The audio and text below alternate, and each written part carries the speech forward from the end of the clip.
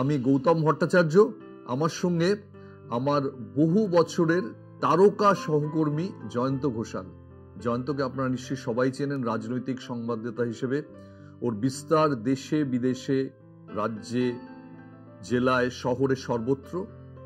আর এত সব রাজনৈতিক নেতাদের কাছ থেকে দেখেছে যে আমার মনে হয় ওর যে অভিজ্ঞতা আছে, আমাকে অন্তত যদি কেউ অপশন দেয় যে আপনি ব্যাংকে 10 লক্ষ টাকা নেবেন না এই রাজনৈতিক অভিজ্ঞতাগুলোর নিজে মালিক হবেন, আমি তাহলে পরেরটা বেছে নেব। তো আমাদের জাস্ট মনে হচ্ছিল যে এত রকম শো হচ্ছে নির্বাচন নিয়ে, রোজ আপনারা দেখছেন সব জায়গায় সকাল থেকে রাত অবধি উদয়স্ত চলছে নির্বাচন নিয়ে লড়াই, নির্বাচন নিয়ে প্রার্থীদের বক্তব্য, চাপান উত্তর, সান্ধ্য সমালোচনা, সান্ধ্য বিতর্ক। আমাদের মনে হচ্ছিল এর আড়ালে যদি আমরা বার করে আনতে পারি অন্তরালের এমন কিছু গোপন কথা যা শুধু নির্দিষ্টভাবে এই নির্বাচনের হবে না, যা নির্দিষ্টভাবে শুধু এই বছরের হবে না, যা নির্দিষ্টভাবে শুধু এই মাসের হবে না, এটা সব সময়ের জন্যে অনেক কিছু গল্প জমে আছে জয়ন্তর কুঠুরিতে, যেটা বার করতে চাইছিলাম।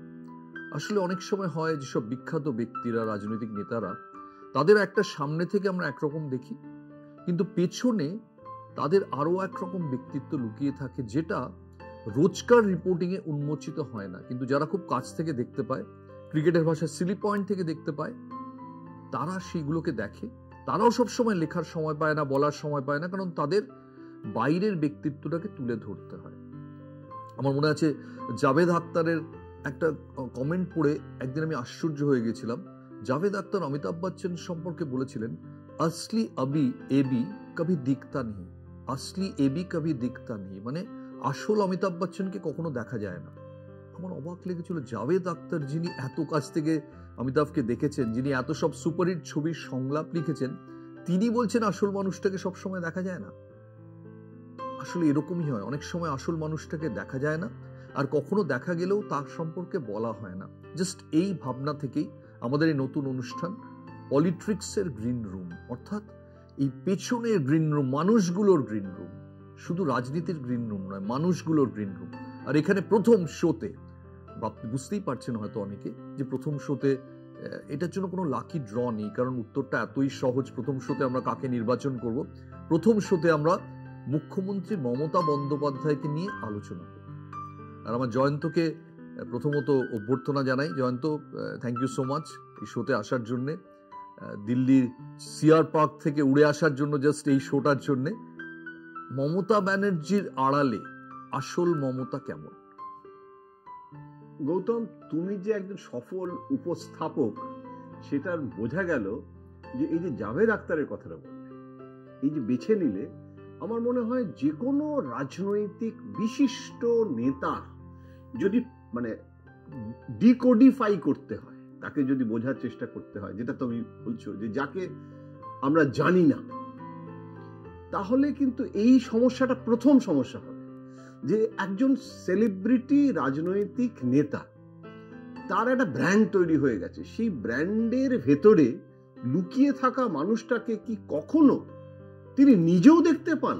মানে এরকম একটা ব্যাপার, মানে এইভাবে যেরকম না। কিন্তু তুমি তো মমতা ব্যানার্জির কুমোরটুলিতে গেছো, সেই কুমোরটুলির কথাটা যদি বলো।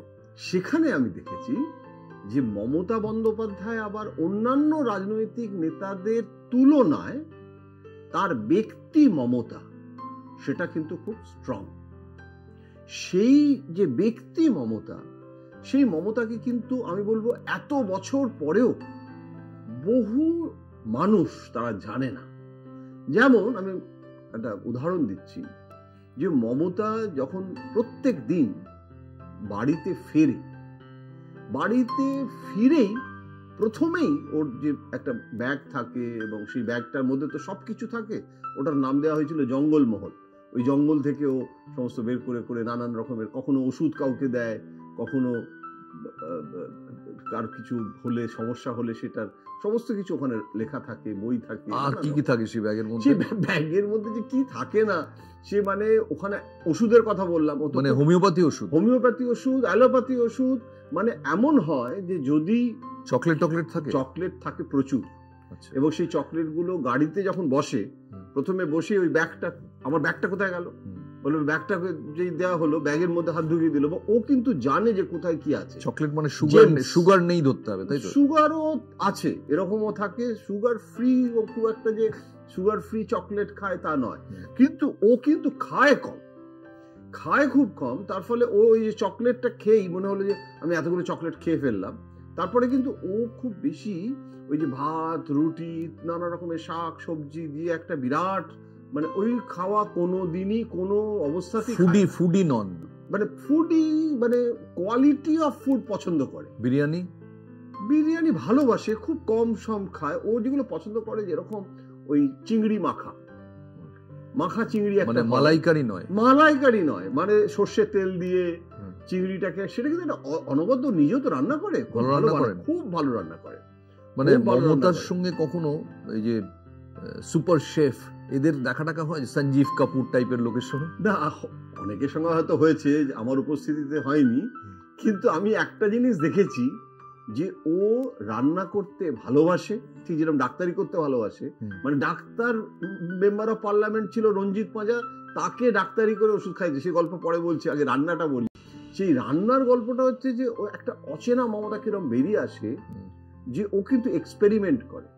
মানে যে রান্নাগুলো আমরা সবাই জানি যে ও তো করে, যেরকম লেমন চিকেন একটা ওর ফেভারিট ছিল, মানে সেটা একটা লেবু টেবু নানান রকমের সব দিয়ে ওই আনারসের টুকরো বাজার করে। কি মমতা যখন রান্না করেন বাজার করে? মমতার বাজার যেটা করে সেটা হচ্ছে যে একজন ঝন্টুদা বলে আছে, সে বাড়িতেও থাকে, অনেক সময় দিল্লিতেও যায় এবং সেই বাজারটা করে নিয়ে আসে।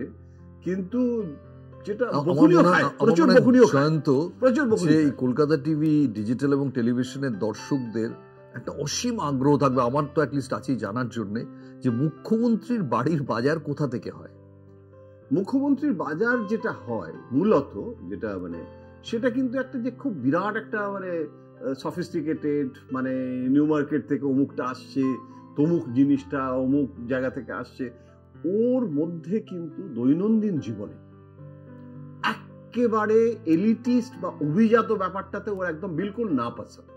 মানে একটা কোনো একটা ব্র্যান্ডেড জিনিস যে একটা করতে হবে, মানে এরকম আজকাল তো রান্নার ক্ষেত্রে সমস্ত প্রচুর ব্র্যান্ডিং হয়ে গেছে না, মানে ও মূলত জেলা থেকে কিন্তু অনেক কর্মীরাও ওকে অনেক কিছু পাঠায়, সেটা কিন্তু খুব সামান্য, যেমন পাঁচতারা হোটেলের খাবার বীরভূম থেকে আসে। মানে মুখ্যমন্ত্রী চাইলে কলকাতার যে কোনো বড় রেস্তোরাঁ কি পাঁচতারা হোটেল থেকে খাবার পাঠায়? একেবারে পাঠায় না, একেবারে পাঁচতারা হোটেলের খাবার ওর একেবারে পছন্দই নয়। পাঁচতারা হোটেলে তো কদিন আগে যেতও না, হ্যাঁ, এবং মানে ইদানিং তাও এটা একটুখানি চেঞ্জ করেছে। কিন্তু ওর মধ্যে যেটা হয়েছে, মানে এই যে পাঁচতারা হোটেলের খাবারও খায় না, কিন্তু জেলা থেকেও বিভিন্ন পদের রান্না আসে। ও যারা বিরাট মিষ্টির ভক্ত তা না, দিল্লিতে গেলে রসমালাইটা খেতে খুব ভালোবাসে। একটা দিল্লিতে একটু হলদে রঙের, কোথায়, দিল্লি বেঙ্গলি মার্কেট থেকেই রসমালাই, বেঙ্গলি সুইটস, তো সেখান থেকে ও নিয়ে আসে রসমালাইটা। কিন্তু আমি বলছি যে ওর যেরকম ডেরেক একটা ধরিয়েছে, সেটা হচ্ছে যে একটা আইসক্রিম হয় না আজকাল ওই বিভিন্ন ফলের ফ্লেভারে, ওটা কর্নার প্লেসের একটা দোকান আছে, সেখান থেকে ওই নানান রকমের লিচু ফ্লেভার, নারকেলের ফ্লেভার, ওই আইসক্রিমটা খেতে প্রচন্ড ভালোবাসে। এবং ওর আমি বলছি তো, ও যে পরিমাণে ভাতটা এতটা খাবে তা কিন্তু, আবার অনেক সময় আগে তো অনেক উপোস করতো, অনেকগুলো দিন উপোস করতো, শুক্রবার মানতো, জয় সন্তোষীমা পর্যন্ত মানতো, টক খাবে না, এই খাবে না, একটু ছোলা খেয়ে থাকতো। কিন্তু উনি কি শুক্রবার সন্তোষীমা করেন? এখন মানে একটু অনিয়মিত হয়েছে, কেননা ডাক্তাররা না ওকে বারণ করছে সবাই মিলে। ও খুব ভালোবাসে করতে, ওর মধ্যে কিন্তু সেটা রয়েছে। কিন্তু বুঝে এত কিছু করলে, কারণ বগলা মা খুব মানে, বগলা মায়ের পুজো করে, এবং ওকে যেমন ট্রেডমিলটা, নরেন্দ্র মোদী ট্রেডমিলটা করতে বারণ করেছে আমার সামনে, মানে রাষ্ট্রপতি ভবনে বাংলাদেশের শেখ হাসিনার পৌরোহিত্যে হচ্ছে, এত সুন্দর করে। আরেকবার রিপিট করে বললেন, নরেন্দ্র মোদী মমতা বন্দ্যোপাধ্যায়কে পরামর্শ দিয়েছেন দাদার মতো যে ট্রেডমিলটা করো না, তাই তো? হ্যাঁ, একদম। মানে বলছে যে আমি জানি তুমি প্রচুর লম্বা সময় নিয়ে ট্রেডমিল করো দিদি, দিদি বলে, যেরকম ভাবে জনসভায় দিদি দিদি করে, ও কিন্তু দেখা হলেও দিদিই বলে। এবং খুব, আমি এই জিনিসটা অনেকে জানে না, মোদী কিন্তু মমতাকে, ওদের মধ্যে একটা মিউচুয়াল রেসপেক্ট আছে, দুজনেই দুজনের মানে প্রতিপক্ষ সিক্রেটলি অ্যাডমায়ার করে। এবং মমতার মানে যেটা মজার ব্যাপার, যখন বলেছে যে ট্রেডমিলটা করোনা, এই নির্বাচনের ঘোর বাজারে বলছো মোদি মমতা পরস্পরকে অ্যাডমায়ার করে, শ্রদ্ধা করে, কিন্তু যখন রাজনীতিতে যখন হবে ময়দানটা আলাদা এবং সেখানে লড়াইটা, এই জায়গাটাতেই কিন্তু অনেক আমার মানে দর্শক এবং পাঠকদের কাছেও আমি এটা স্পষ্ট করতে চাই যে সম্পর্কটা পারস্পরিক শ্রদ্ধার মানে কিন্তু এই নয়, সেটিং নয়। সেটিং এর সঙ্গে সঙ্গে ওটাকে সেটিং এর তত্ত্বে চলে যায়, সেটিং নয়। কিন্তু আমি যেটা বলছি যে অভিজাত পল্লী থেকে বা অভিজাত মার্কেট থেকে খাবার না এলো, ওর কিন্তু ওই নানান রকমের এক্সপেরিমেন্ট করা একটা মানে খাবারের ক্ষেত্রে, আইসক্রিম এটার সাথে এটা মিশিয়ে, যেরকম আমি একটা বললাম যে চিংড়ি মাখা ভালোবাসে, যেরকম চিতল মাছের মুইঠা খেতে ভালোবাসে। তুমি কোনোদিন কোনো রেসিপি এনে দিয়েছো বা কাউকে দেখেছো কাউকে দিতে? ঠিক কথা যদি বলি তাহলে আমার স্ত্রী, বলেই এটা ব্যক্তিগত হয়ে যাবে একটু, ও কিন্তু কিছু রান্না যেটা মানে পছন্দ করে সেইটা ওর কাছ থেকেও শেখে, আবার ওকেও খাওয়ায়। এবং যে রান্নাগুলো, আমার তো একবার এরকম হয়েছিল যে সেটা অনেক দিন আগের কথা, মানে আমার ওর বাড়িতে দুপুরবেলা খাওয়ার কথা, ও বলেছে একটা দারুণ নতুন ধরনের রান্না বানাচ্ছি, সেটা কি বলবো না, এটা সারপ্রাইজ। আর সেদিনই আমার একটা লেখা বেরিয়েছে একটু ক্রিটিক্যাল ওর সম্পর্কে। তো এটা অনেকদিন আগের কথা, কিন্তু কেননা তখন সোনালি ওর সেক্রেটারি ছিল, যে পরে ডেপুটি স্পিকার হয়েছিল। সোনালি আমাকে ফোন করে বলছে, জয়ন্তদা আজকে না আসবে। তোমার কি কোনো কাণ্ডজ্ঞান নেই যে যেদিন তুমি খেতে যাবে সেদিনই তুমি একটা লেখা লিখে? আমার না জানতাম না যে সেই দিনই কাগজে এরকম ভাবে ওটা বেরোবে, বিরাট করে বেরিয়েছে। আমার এখনো হেডিংটাও মনে আছে, মমতার দুর্বলতা, এরকম একটা হেডিং ছিল, মানে কোথাও সীমাবদ্ধতা। তো সেটা ঠিক মানে ওটা তো দিল্লিতে সকালবেলায়, ও যে কাগজটা তো অত তাড়াতাড়ি আসবে, শীতের সকাল, তুমি ভেবেছিলে খেয়ে চলে যাবে, তারপরে কাগজটা আসবে। কিন্তু ওর একটা অদ্ভুত মেকানিজম তখনও ছিল, সকালবেলায় কিন্তু একটু তখন দেরি করে উঠতো, মানে এখন তো তাড়াতাড়ি ওঠে অনেক বেশি, তখন আরো রাত্রি করে শুতো, এখন যেমন একটু তাড়াতাড়ি শুয়ে পড়ে আগের তুলনায়। ওর বায়োলজিক্যাল ক্লকটাকে কিন্তু নিজেই খুব সচেতন ভাবে, বয়সের সঙ্গে এবং এর সঙ্গে, তার মানে এই নয় যে এখনো রাত্রির হয় না, কিন্তু চেষ্টা থাকে যে কাজটাকে শেষ করে সকালে করা। আর ওকে তো কালীঘাটে তো সকালবেলা একটা ভয়ঙ্কর ব্যাপার আছে না, এটা জানে না অনেকে, ওর বাড়ির পাশেই একটা মন্দির আছে, মানে যেটা ওর বাড়ির যেখানটা ঘুমোয় ঠিক তার মাথার কাছে। এখন যেহেতু মন্দির, ওটাকে সরিয়ে দেওয়া যায় না, এবং ওখানে ওটা পাবলিক রাস্তার ওপরে, আর ওখানে একটা ঘন্টা আছে। এখন সকালবেলায় যারা সব বেরোয় ভোরবেলা থেকে না, ওই ঘন্টাটাকে বাজাতে বাজাতে সবাই রাস্তা দিয়ে যায়, প্রণাম করে আর ঘন্টাটা মারে, আর ও ওখানে শুয়ে থাকে এবং ওই ঘন্টার আওয়াজে ওর ভোর 4টে থেকে ঘুম ভেঙে যায়। মানে ওটাই অ্যালার্ম ক্লক। ও অ্যালার্ম ক্লক, মানে এটা ভয়াবহ ব্যাপার। আমি বললাম যে চাইলেই ওই ঘর থেকে নিজেকে সরিয়ে অন্যদিকের ঘরে নিয়ে যেত না। ওর ওই ছোট্ট একটা ঘর, সেই ঘরটাতে যারা গেছে তারা জানে, মানে ওই রকম ছোট ঘর, মানে যেটা সালমান খান দেখে আশ্চর্য হয়ে গেছিল। সালমান খান দেখে আশ্চর্য হয়েছে, অটল বিহারী বাজপেয়ী দেখে আশ্চর্য হয়েছে, মানে কে যারা দেখেছে। এবং আমি মুখ্যমন্ত্রীর তো বাসা বদলের প্রস্তাব এসেছিল, যে একটা পার্মানেন্ট একটা চিফ মিনিস্টারের বাড়ি। না বুদ্ধবাবু গেলেন, বুদ্ধবাবু তখন রাজি হলেন না, না মমতা বন্দ্যোপাধ্যায় গেলেন। আমার মনে হয় যে ওই বাড়িটা, ওই ঘরটা, ওইটাই কিন্তু মমতার সব থেকে বড় একটা ব্র্যান্ড ইকুইটি হচ্ছে। আচ্ছা, ওটা কি বাস্তু মেনে করা? না, বাস্তু মেনে একেবারেই না, কারণ তখন তো ওইভাবে হয়ে গেছিল। কিন্তু বাড়ি, ওই ঘরটার মধ্যে ঠাকুর, মা, স্বামীজির ছবি তো আছেই, প্লাস সমস্ত ধর্মের ছবি আছে। মানে মজার ব্যাপার, দিল্লিতেও দেখি যে ওর মক্কার ছবি, যিশুর ছবি সবগুলো থাকে। এবং আরো মজার ব্যাপার, কালীঘাটের বাড়িতে কিন্তু রাজীব গান্ধীর ছবি আছে মাথার কাছে এখনো।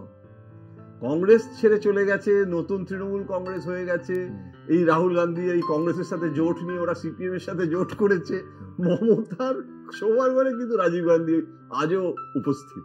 এইটা অধীর চৌধুরীকে যদি জিজ্ঞেস করা, এইটা বলে রিয়াকশন নিতে অধীর কি বলবেন?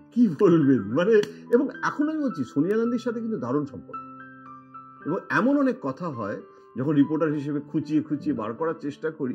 আমি তো সোনিয়া গান্ধীর বাড়িতেও মমতার সঙ্গে গিয়ে দেখেছি যে কিরকম ট্রিটমেন্ট দেয়। এবং সেখানে আমি যখন মিটিংটা হয়ে যাওয়ার পরে আমি অপেক্ষা করছি যে গাড়িতে উঠে জিজ্ঞাসা করব কি হলো না হলো। মমতা সব বলবে, অপারেটিভ পার্ট যেটুকু বলার। ব্যক্তিগত যে কনভারসেশন, এই যে আমরা ভাবি না যে মমতা বেয়াক্কেলের মতো সব বলে ফেলে, একেবারে না।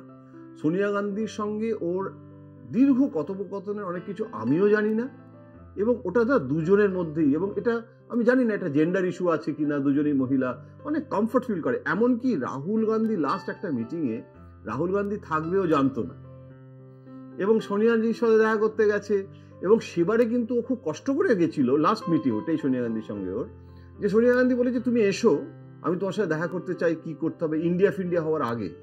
তখন ও বললো যে আমি তো এখন জেলায় সফর আছে, আমি যদি অমুক তারিখে যাই, তখন সোনিয়া বললো আমি তো আমেরিকায় ট্রিটমেন্টের জন্য যাব, তুমি এলে তাহলে এখন দেখা হয়ে যায়। ও সব ক্যান্সেল করে দিয়ে সোনিয়াজির সঙ্গে দেখা করবে বলে বেচারা গেলেন, গিয়ে কিন্তু জানেন না যে রাহুল গান্ধী থাকবে। এবারে গিয়ে দেখে দরজা খুলছে, রাহুল গান্ধী করে নিয়ে গেছে, রাহুল বসিয়েছে এবং মায়ের পাশে বসে রয়েছে। তো সেই মিটিংটাই ভালোভাবে আর হলো না, এবং একটা কথা বলেছিল যে আমার তো বক্তব্যই ছিল রাহুল গান্ধীকে নিয়ে, রাহুলই বসে আছে, এখন সেখানে রাহুলই বসে আছে, এবং রাহুল গান্ধী যে থাকবে এটা কিন্তু একটা বেসিক মানে শিষ্টাচার, এটাও ওদের দিক থেকে ঘাটতি হয়েছিল। তাতে কিন্তু খেসারতটা কংগ্রেসকেই দিতে হলো। মানে আজকে যদি বলে দেওয়া হয় তুমি আমার বাড়ি নেমন্তন্ন করছো, তুমি আর কাকে নেমন্তন্ন করেছো সেটাও যেরকম মানে অতিথিকে জানিয়ে দেওয়া হয় যে আপনি আসছেন, এরা থাকবে, তো রাহুল গান্ধী যে থাকবে, এমনকি যদি সোনিয়াজি কথাটাগুলো বলার পর একটা সময়ের পরে রাহুলকে কি ডাকবো বলে রাহুলকে ডেকে নিতেন, মমতার ওটা থেকে দুঃখ পেয়েছিল।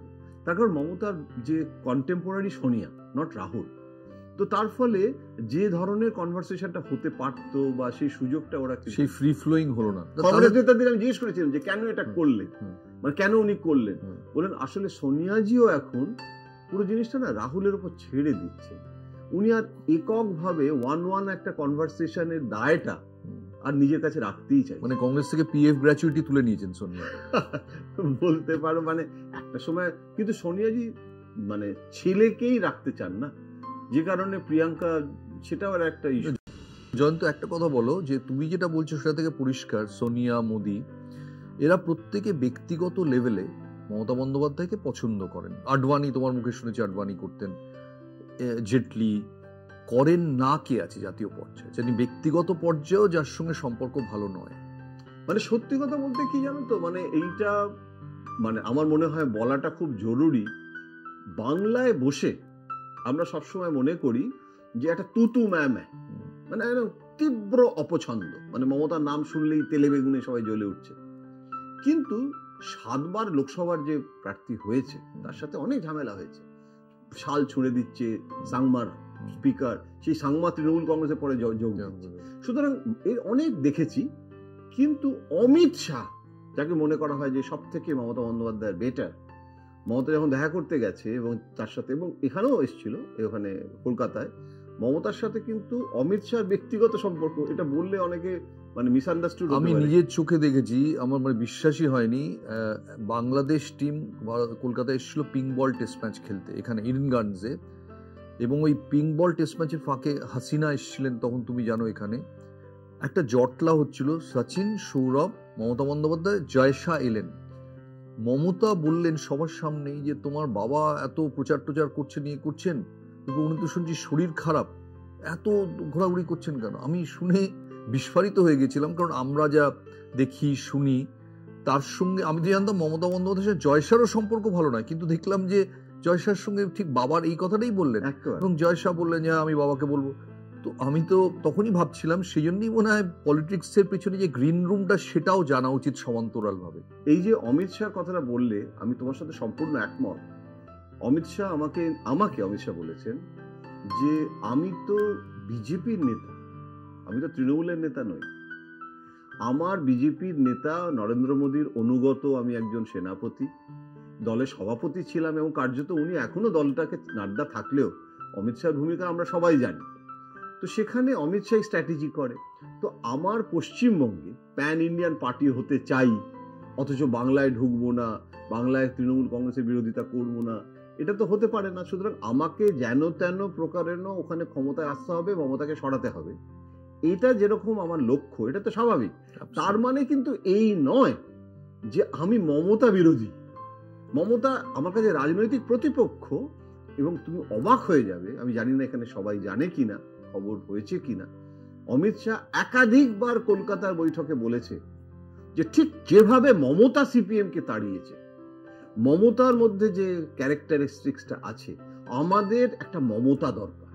অর্থাৎ আমরা এই মুহূর্তে মমতাকে সরানোর জন্য সেই সিঙ্গেলনেস অফ পারপাস, সেই একবজ্ঞা রাজনীতি, শুভেন্দুর মধ্যে সেই মমতাকে বার করার চেষ্টাটা অমিত শাহ করছেন। তার মানে কি? তার মানে মমতাকে কিন্তু ওই মডেলেই করছেন, ওই মডেলেই করছেন। তো যা মমতা করেছে তুমি করো। আমি একটা জিনিস জিজ্ঞেস করি, যে আবার ওই প্রশ্নে ফেরত আসছি। কালকে মনে করা যাক মমতা ব্যানার্জি একটা ব্যক্তিগত অনুষ্ঠান করছেন, কোনো রাজনৈতিক অনুষ্ঠান নয়, হয়তো ব্যক্তিগত, তার হয়তো ভাইজির বিয়ে কিংবা কারোর একটা কিছু, যার সঙ্গে রাজনীতির কোনো সম্পর্ক নেই। তিনি জাতীয় নেতাদের সবাইকে ডাকলেন। কে মনে হয় আসতে তীব্র অনিচ্ছুক হবেন? আমি ধরে নিচ্ছি মোদি, আডবাণী এরা সবাই সময় যদি পারমিট করে আসবেন। তুমি বলছো সোনিয়া, কি আসবেন না? না, একটা জিনিস হচ্ছে যেরকম কমিউনিস্টরা, আমার মনে হয় মমতার সম্পর্কে যদি সব থেকে বেশি কারোর মানে একটা অ্যালার্জি যাকে বলে, সেটা কিন্তু লেফটের লোকেদের। মানে সীতারাম ইয়েচুরি, প্রকাশ কারাত। সীতারাম ইয়েচুরির তো আছেই, প্রকাশ কারাতের আরো বেশি। মানে এরা হ্যাপি হোলি টেক্সট করবে না, হ্যাপি হোলি টেক্সট করবে না, না এরা করবে, এরা কিছুতেই করবে। এটা কারণটা কি? পশ্চিমবঙ্গের ওই ধাক্কা। হ্যাঁ, মানে মমতাই তো পেরেছে না, আর তো কেউ পারেনি।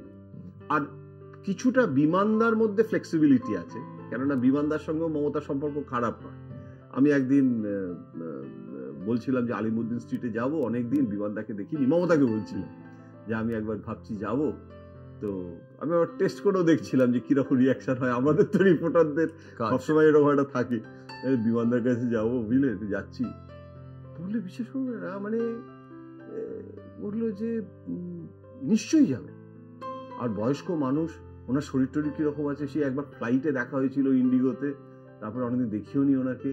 তো এই ব্যাপারটা কিন্তু মমতার মধ্যে কিন্তু একটা সাধারণ ঘরে, এই মমতাটাকে না বাইরে দেখা যায়।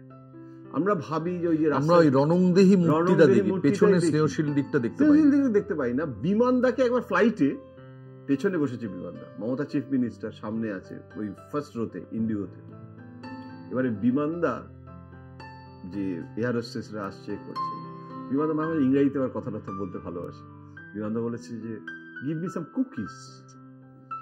তো মমতা শুনতে পেয়েছে, মমতা এরকম ভাবে ফাঁক থাকে না একটা সিট দুটোর মাঝখানে, ফাঁক দিয়ে বিমানদাকে বলছে, বিমানদা ওই কুকিজ খান না, হ্যাঁ কুকিজ খাবেন না, কুকিজটাতে ভীষণ ক্যালোরি, আর আপনার এইখানে এই বয়সে অত কুকিজ খেতে হবে না, আপনি ওদের বলুন, ওদের কাছে ক্রিম কেকার বিস্কুটও আছে, ওরা দেবে আপনাকে, হ্যাঁ আপনি কুকিজ ফুকিজ এত খাবেন। তো এই যে জিনিসটা, এটা কোনো মুখ্যমন্ত্রী এটা কখনো এরকম ভাবে তার একটা বিরোধী, যেখানে কংগ্রেসের সাথে সিপিএম এর জোট, এটা করতে পারে? আমি মনে করি অসম্ভব ভালোভাবে, মানে একটা জায়গা। কিন্তু বেশ কিছু কমিউনিস্ট নেতা আছে যারা মানে তেলে বেগুনে সবসময় জ্বলে থাকে এবং দেখলেও পাশ দিয়ে চলে যায়, এরকম রয়েছে। সেরকম হয়, অনেকের ক্ষেত্রে হয়। কিন্তু মমতার দিক থেকে বিজেপির একজন মন্ত্রী, তার একটা পশ্চিমবঙ্গের ইস্যু ছিল, একটা সমস্যা কিছু হয়েছিল, তো সেইটা সে মমতাকে জানিয়েছে যে এরকম ভাবে কোনো একটা ব্যক্তি সে কলকাতা, এবং সেটাকে প্রায়োরিটি দিয়ে সঙ্গে সঙ্গে মমতা সেগুলো কিন্তু করে দেয়। মমতা কিন্তু কখনো ওই রকম ভিন্ডিকটিভ হয়ে যে এটা করব না। আমি তো একটা নাম করেই বলে দিচ্ছি, একবার বসুন্ধরা রাজে মুখ্যমন্ত্রী, তখন বসুন্ধরা রাজের প্রাইভেট সেক্রেটারি, যে তার যে ভাই, সে ছিল একজন IAS officer West Bengal cadre, এবং সেখানে তার একটা পোস্টিং বা এটা হয়ে গেছে, কিন্তু ওয়েস্ট বেঙ্গল গভর্নমেন্টকে ক্লিয়ার করলে তবে সেটা হবে আর কি, মানে ওই হয় না ক্লিয়ারেন্স লাগে একটা কলকাতার বাইরে পোস্টিং হলে। তো সেইটা বসুন্ধরা রাজের হেজিটেট করছে। বসুন্ধরা রাজে আমাকে ফোন করেছে, করে বলছে, তখন সিএম বসুন্ধরা রাজে বলছেন যে মমতা কে বলবো, কিন্তু আমিও চিফ মিনিস্টার, ও চিফ মিনিস্টার, যদি না করে তাতে আমার কিন্তু খুব বিচ্ছিরি একটা। আফটার অল বসুন্ধরা রাজে, হ্যাঁ ওরা, কিন্তু বসুন্ধরা রাজে জানো, দ্য ফার্স্ট মানে BJP leader who was the emissary of Advani, যে মমতার সাথে বসে কংগ্রেস থেকে যাতে মমতাকে নিয়ে আসা যায় তার কথা ওই বলেছি।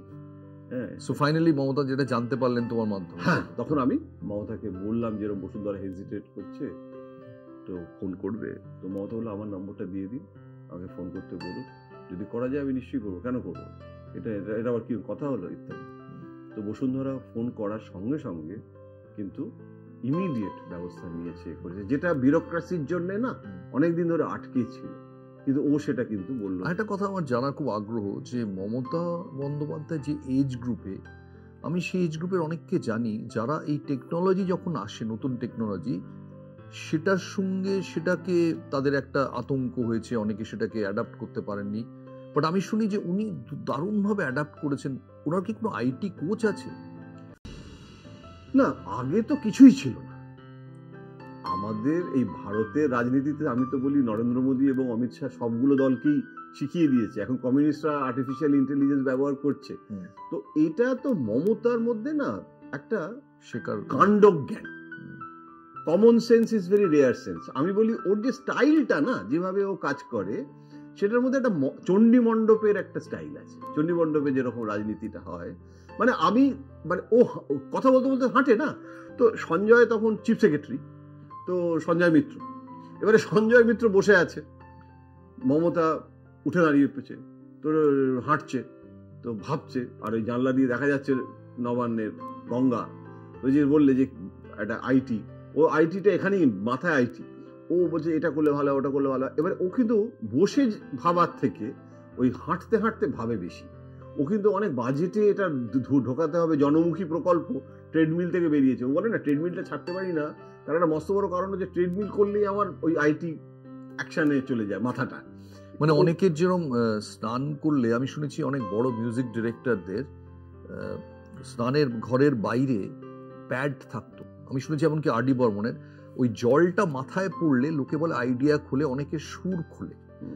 এই সুরটা পরে যদি ভুলে যায়, দৌড়ে এসে ওই ভেজা গায়ে একটা জাস্ট স্ক্রিবল করে রাখতো।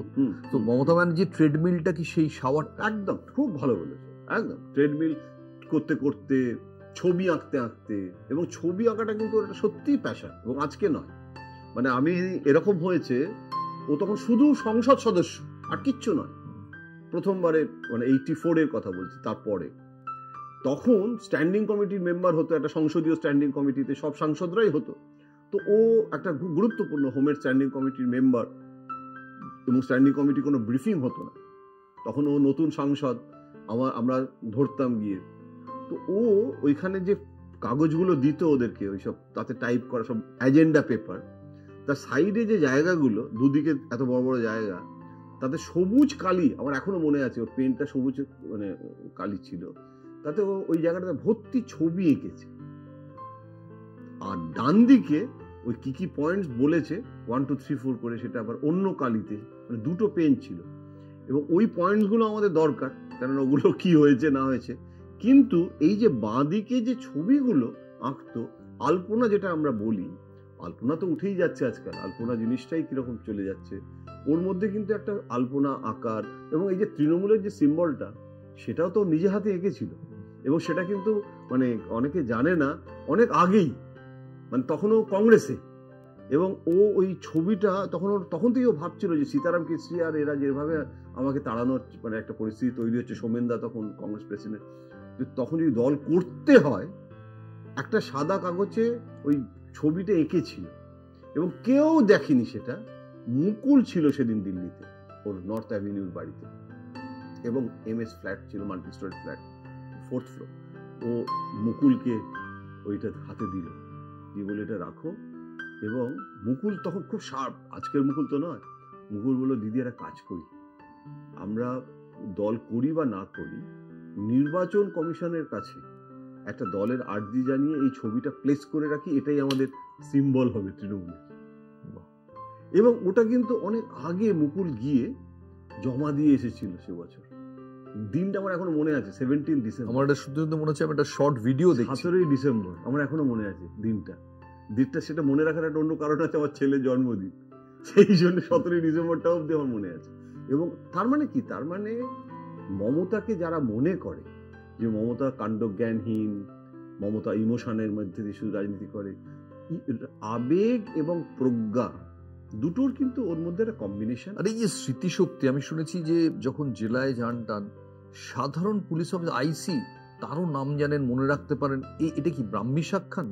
না, আমার যেটা মনে হয়, যেটা প্রণববাবু কারো নাম মনে রাখতে পারতেন না, প্রণববাবুর এত ফটোগ্রাফিক মেমোরি, 1956 সালে কি হয়েছিল, মানে আমরা বরং প্রণববাবুর কাছে গেলে বলতাম যে আজকের ক্যাবিনেটে কি হয়েছে সেটা জানতে চাইছি, আপনি 1956 থেকে শুরু করেছেন, আমাদের তো সন্ধ্যাবেলা অফিস যেতে হবে, তো উনি সব কিছু কিন্তু নাম মনে রাখতে পারেন না, কোনো জেলাতে গিয়ে, কেন গ্রাসরুটের লোক ছিলেন না, এবং উনি স্বীকার করেছেন প্রণববাবু বারবার, মমতা প্রত্যেকটা জেলাতে, এবং জানো তো মানে জেলার কোথায় কি দোকান আছে, মানে ওনার সাথে জেলায় গিয়ে দেখেছি কোথায় অমুক গলিতে মিষ্টির দোকান আছে, ওখানে ভালো কচুরি করা হয়, মানে এই যে, এবং এই গ্রামে পুলিশের কনস্টেবল থেকে শুরু করে ওখানে অনেককে চেনে, এবং এমন নয় যে তারা তৃণমূল করে বলে, মানে পুলিশের কথা ছেড়েই দিলাম, যে রাস্তায় যেতে যেতে ট্রাফিক পুলিশের সাথে তাতে অনেক সময় বড় বড় পুলিশ অফিসারদের অসুবিধা হয়ে যায়, মানে হায়ারার্কি ফায়ারার্কি ও তো দাদা বলে ডাকে তো অর্ধেক লোককে, মানে এটা হয়তো অধস্তর কোনো কর্মচারী, লিফটের লোকটাকেও তো দাদা বলে, তো এই যে অদ্ভুত ব্যাপার, এবং লিফটম্যান যে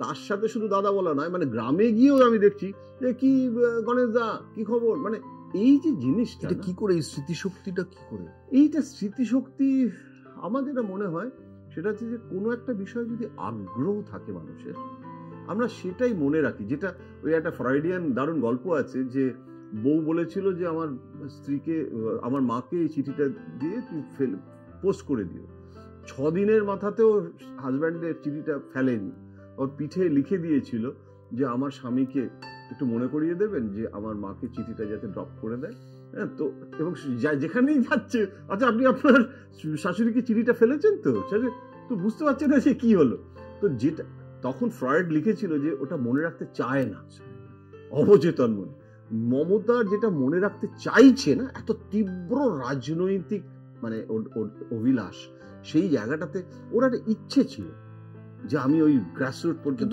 আজকে তো সেটা সেই মঞ্জিল হয়ে গেছে, করায়ত্ত হয়ে গেছে, আজকেও কি করে মনে রাখেন? আজকে যেটা হয়েছে যে মনে রাখেন এখনো শিথিল হয়নি, কিন্তু সেটাই বলছি, হয়তো যোগাযোগটা অনেক নিরাপত্তার যতই বলুক মুখ্যমন্ত্রীর একটা বাধা নিষেধ থাকা উচিত, কিন্তু ওর মাথাটা সবসময় কাজ করে, এবং আমাকে একদিন বলছিলেন উনি যে অতীতের কোনো ঘটনাও মানে উনি না ভোলেন না, কবে কি হয়েছিল, কে কি করেছিল সেটা পাবলিকলি হয়তো আলোচনা করছে না, এবং কিরম ভাবে রিলেট করে, মানে সুব্রত মুখার্জির বাড়িতে অমুক ছেলেটা আসতো, সেই ছেলেটা যখনই সুব্রতদার কাছে গেছে তাকে দেখেছে, এবারে সে তারও বয়স হয়েছে এবং সে তৃণমূলে এসেছে, তার যারা ছেলে তারা, তো এটা না ও সারাদিন ধরে এটা চর্চা করে সিস্টেমের মধ্যে, তার ফলে ওই নামগুলো জানা, মনে রাখা, মানে সমস্ত কিছু একটা অদ্ভুত। আমি সৌরভকে দেখেছি প্রায় 50-60টা মোবাইল নম্বর নাগাড়ে বলে দিতে পারে, 50টা জাস্ট না দেখে। আমরা যেরকম মোবাইলে এখন এমন হয়ে গেছে যে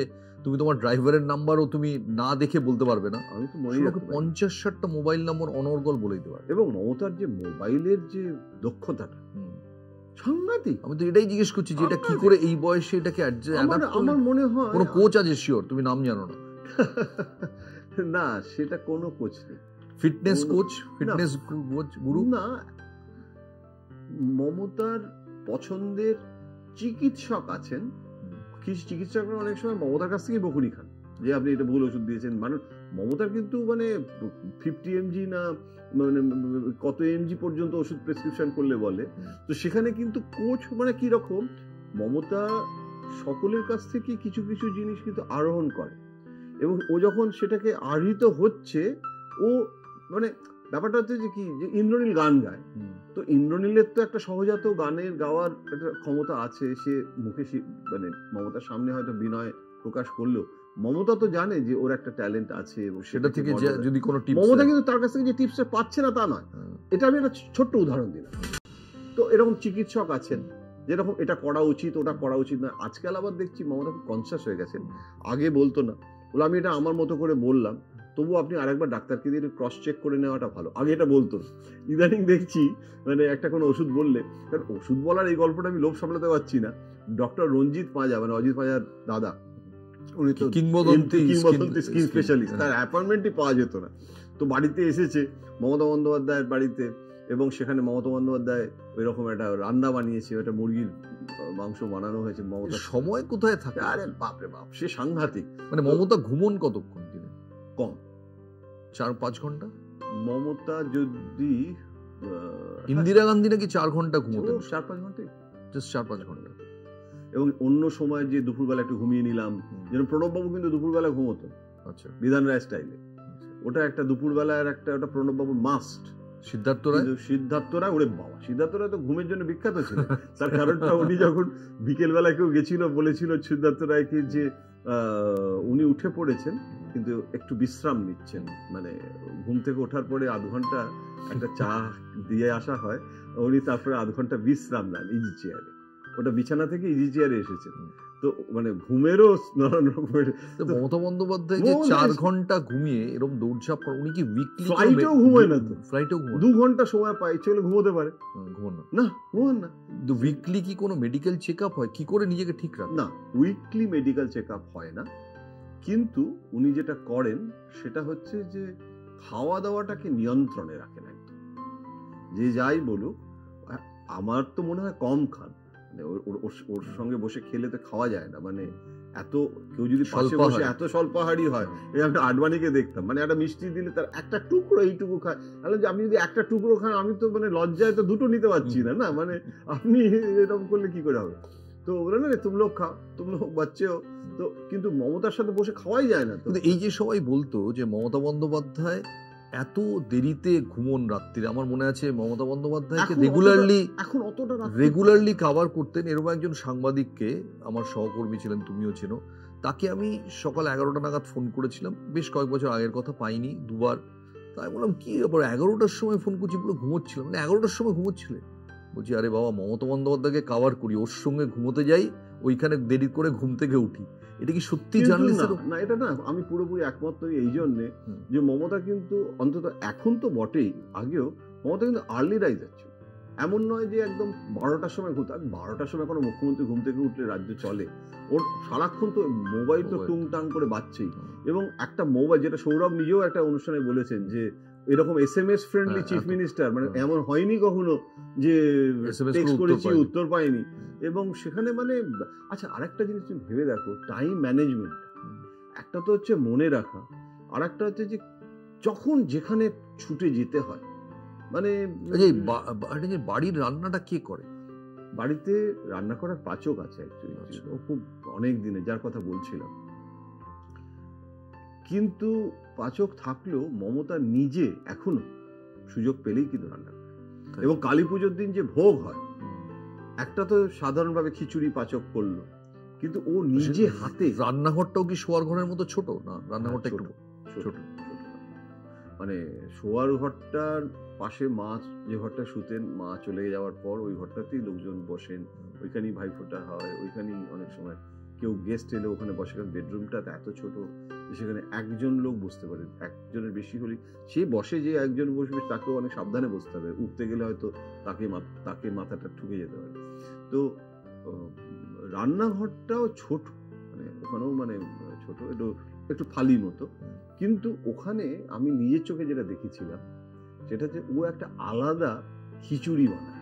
যে খিচুড়ির স্বাদ কিন্তু আমার মুখে এখনো লেগে থাকে। ওইটা কালী পুজোর দিন, মানে ওটা কাজু টাজু, এটা তুমি চিফ মিনিস্টার বানিয়েছো অমনি তোমার মুখের স্বাদ লেগে?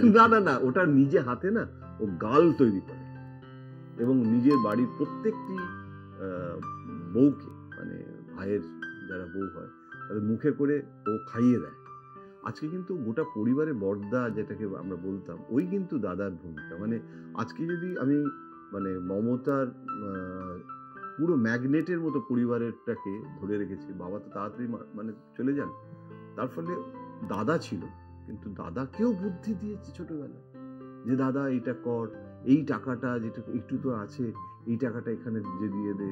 তার মানে ওর কিন্তু পুরো বুদ্ধি ছিল। নকশালরা ওকে চেয়েছিল, জানো তো, ও যখন নকশাল মুভমেন্ট চলছে সেই সময় তো রাজনীতিতে এসছে, এবং তখন ওর গড়িটাতে সে বোম পড়ছে, ওর মধ্যে একটা মারকাটারি ব্যাপার ছিল, নকশালরা চেয়েছিল। ও কিন্তু ছাত্র পরিষদই করেছিল তখন, ও নকশালদের বিরুদ্ধে তখন, মানে ওর মধ্যে কিন্তু একটা অ্যান্টি কমিউনিস্ট আর জাতীয়তাবাদী একটা ডিএনএও কিন্তু ছিল, এবং সেটা তখন একটা কথা বলো যে আমি একদম অন্য প্রসঙ্গে বলছি। আমার মনে আছে আমি 1992-তে কপিল দেবকে একটা শারজায় ইন্টারভিউ করেছিলাম। 1992 বছরটা এই জন্য উল্লেখ করলাম যে 94-তে কপিল দেব অবসরই নিয়ে নেন, অর্থাৎ একদম গোধূলি বেলায়।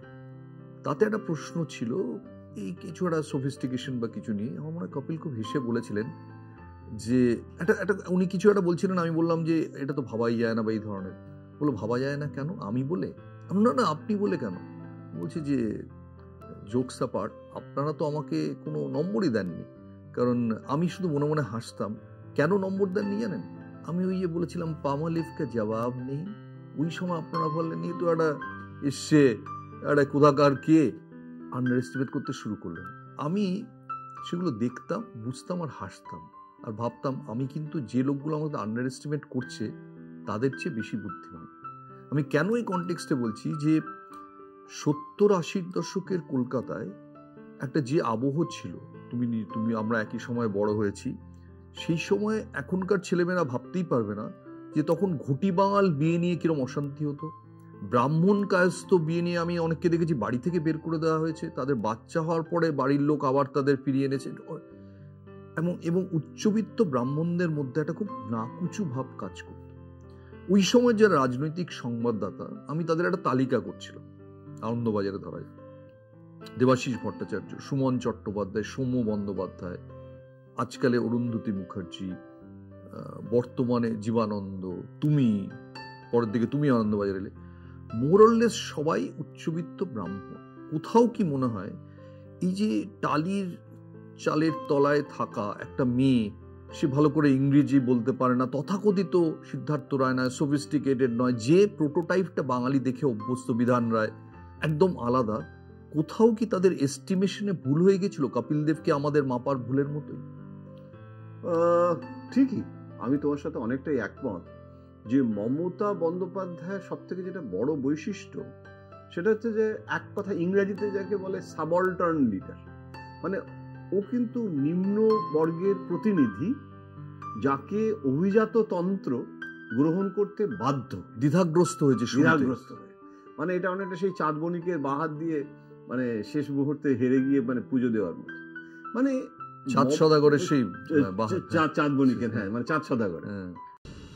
তো এখন মমতা বন্দ্যোপাধ্যায়, এটা কি তুমিও ব্যক্তিগতভাবে কোথাও একটা বুঝতে, কারণ এরকম মডেল আমরা এর আগে দেখিনি। দেখো মমতা বন্দ্যোপাধ্যায় কিন্তু মমতা বন্দ্যোপাধ্যায়ের আইডেন্টিটি বন্দ্যোপাধ্যায় না। এক্স্যাক্টলি, আমি একটা একদম রিভার্স একটা উদাহরণ দিচ্ছি। নরেন্দ্র মোদী ওবিসি, কিন্তু নরেন্দ্র মোদীর আইডেন্টিটিও কিন্তু ওবিসি আইডেন্টিটি নয়। তার মানে কোথাও একটা রাজনৈতিক নেতারা যখন সফল হন, তার সাফল্যটা ওই কাস্ট ওরিয়েন্টেড নয়, বরং পশ্চিমবাংলায় তো আরো বেশি করে যেটা হয়েছিল, এটা বোধহয় চৈতন্যদেবের একটা অবদান আছে ভক্তি আন্দোলনে, যে যারা নিম্ন বর্গের, আমাদের বলে না যে পশ্চিমবাংলায় জাতপাতটা ওই জন্য খুব তীব্র হলো না চৈতন্যদেবের জন্য, যে এত বেশি নিম্ন বর্গকেও এম্পাওয়ার্ড করা হয়েছে। তার ফলে মুখ্যমন্ত্রী যারা এসেছে পশ্চিমবঙ্গে, তারা জ্যোতি বসু, বিধান রায়, সবাই কিন্তু মানে উচ্চ বর্ণের একটা অভিজাত ব্যাপার। সিদ্ধার্থ রায় তো বুদ্ধদেব ভট্টাচার্য। কিন্তু মমতা বন্দ্যোপাধ্যায় যখন মুখ্যমন্ত্রী হচ্ছেন, সেটা কিন্তু একটা ঝটকা, বন্দ্যোপাধ্যায় বলে নয়। এইবারে উনি যে গ্রামের যে ভোট ব্যাংকটা সিপিএম এর হাতে ছিল, আগে কিন্তু সেই গ্রামীণ বাংলার অ্যান্টি সিপিএম সিম্বল হলেন। তখনও কিন্তু কলকাতাটা কংগ্রেসীদের প্রাধান্য ছিল বেশি অভিজাত তন্ত্রের। আমি বলছি না যে লেফটের ছিল গ্রাম, আগে লেফটের স্পেসটাও নিয়ে তারপরে তখন কলকাতা অভিজাত ক্লাবগুলো পর্যন্ত মমতাকে ডাকতে লাগলো। সত্যি কথা বলতে গিয়ে সংবাদ মাধ্যমেও মমতার যে গ্রহণ করাটা, সেটাও কিন্তু দেরিতে হয়েছে, মানে একটা হিউজ পলিটিক্যাল গেম চেঞ্জার হয়েছে। এবং মমতা কিন্তু মজার ব্যাপার, এই জায়গাটা আমার বলতেই হবে, যে নিম্নবর্গের প্রতিনিধি হয়েও কত সহজভাবে অভিজাত তন্ত্রে প্রবেশ করা, এবং সেটাকে নিয়ে হাসাহাসি করতো। সেই বরকত গনিখান চৌধুরী ফ্লাইটে 3-piece স্যুট পরে যেত, আর মমতা স্টাইলে ঝোলা নিয়ে যেত। তখন নতুন এমপি হয়েছে ওই রকম। তো একবার নাকি মমতাকে দেখে বরকতদা বলেছে, hello Mamata, how are you? তখন মমতা নাকি বলেছে যে, দূর বাবা, আপনি এরকম ভাবে হঠাৎ প্লেনে উঠেছেন বলে আমাকে হ্যালো হাউ আর ইউ বলছেন, হাউ ডু ডু এসব বলছেন কেন বরকতদা? আপনি আমাকে বাংলাতেই বলুন না, প্লেনে উঠেছি বলে কি আমাকে এখন ইংরেজিতে হ্যালো বলতে হবে। তো এটা কিন্তু গল্পটা খুব ইন্টারেস্টিং তোমার প্রশ্নের উত্তরে। তার কারণ ও কিন্তু নিজেকে বদলাচ্ছে না, ও কিন্তু ইঞ্জিরি হয়ে যাচ্ছে না, ও কিন্তু প্লেনে উঠেছি বলে ইঞ্জিরিতে বলতে হবে, ও বরং লোককে কিন্তু ওকে গ্রহণ করতে হয়েছে, ওর ব্র্যান্ডটাকে। মানে এটা অনেকটা সেই মহাদেবের পলিট ব্যুরোতে বিষ্ণু আর ব্রহ্মার সাথে ঢুকে পড়ার মতো ওর নিজের কিন্তু উত্থান হয়েছে, যে ও কিন্তু এই যে শুরুর দিকে ওকে কেউ সেই অর্থে হাতে নেয়নি, সাংবাদিকরা স্পেশালি, এইটা নিজের কখনো আলোচনা হয়েছে এটা নিয়ে? হয়েছে এবং ও স্বীকারও করেছে অনেক সময় সেটা। যেরকম সিঙ্গুর যখন হয়েছিল, তখন অভিজাত যে একটা বাঙালি সমাজ এবং সংবাদ মাধ্যম যে টাটাকে আসতে দেওয়া না দেওয়া, ইন্ডাস্ট্রির বিরুদ্ধে করা, তখন সেটা কিন্তু ও বুঝতে পারছে যে গ্রাম আর শহরে দু রকমের ক্লায়েন্ট, দু রকমের রিয়াকশন। ও যখন মুখ্যমন্ত্রী হলো তখন আমাকে একটা ইন্টারভিউ দিয়েছিল আনন্দবাজারে, সেটা 8 কলম লিড হয়েছিল প্রথম পাতায়। ও বলেছিল যে আপনারা আমাকে ভুল বুঝছেন, আমি মুখ্যমন্ত্রী হয়ে প্রথম বলছি যে আমি অ্যান্টি ইন্ডাস্ট্রি নই, আমি শিল্প করব। এবং আমার মনে আছে ওটা বেরোনোর পর নিরুপম সেন শিল্পমন্ত্রী আমার ফোন করেছিলেন, বলে জয়ন্ত, মমতা শিল্প করবে, খুব ভালো কথা, শুভেচ্ছা রইল, দেখো পারো কিনা। একটু ব্যঙ্গ ছিল, কিন্তু যাই হোক, নির্মমবাবু আজ নেই, প্রাক্তন শিল্পমন্ত্রী এবং আজকে প্রয়াত, আমার সঙ্গে খুবই ভালো সম্পর্ক ছিল, মধুর সম্পর্ক ছিল সেই কারণে। কিন্তু উনি আমাকে ফোন করে কথাটা বলেছিলেন, একটুখানি ব্যঙ্গ করেছিলেন। তারপরে মমতা বন্দ্যোপাধ্যায় এলেন একটা ডিবেটে কলকাতা ক্যালকাটা ক্লাব, এবং সেখানে এসে যেটা তুমি বলছো না, ও যে জানে, ও প্রথমেই বললো যে আমি জানি আপনারা আমাকে অনেকে গ্রহণ করেননি সিঙ্গুরের জন্য, আপনাদের মনে হয়েছে যে আমরা এই টাটাকে তাড়িয়ে দিলাম, আমি এটার জন্য অ্যাপোলজেটিক, আমার মনে হচ্ছে যে আপনাদেরও কোথাও একটা আমার সাথে কমিউনিকেশন। এই কথাটা তো মমতা বলেননি যে টাটাদের তাড়ানোর জন্য আমি অ্যাপোলজেটিক, না, যেটা বলেছে আমি এটা আপনাদের কাছে, মানে আপনারা যে আমাকে মিসআন্ডারস্ট্যান্ড করেছেন তার জন্য। আচ্ছা, তার কারণটা হচ্ছে যে আমি ওটা করতে বাধ্য হয়েছিলাম, কেন কৃষকদের স্বার্থ রক্ষার জন্য আমাকে একটা অবস্থান নিতে হয়েছিল, কিন্তু আমি শিল্প বিরোধী নই। সুতরাং কিন্তু এই যে ক্যালকাটা ক্লাবে এসে ওই অভিজাত সমাজের সামনে দাঁড়িয়ে এই যে কথাটা বলা, অ্যাপোলজেটিক ওয়ার্ডটা আমার ওয়ার্ড, ও যেটা বলেছিল এক্স্যাক্টলি যে আমার মনে নেই, যেটা বলতে চেয়েছিল সেটা হচ্ছে যে আমি জানি আমরা আপনাকে ভুল বুঝেছি, একটা ঘটনার পরিপ্রেক্ষিতে আমাকে ভুল, এটা ভুল বুঝবেন না, এটা এটা এটা এটা যদি আমি জানি আপনারা এটা করছেন এবং সেটার জন্য আমি দুঃখিত।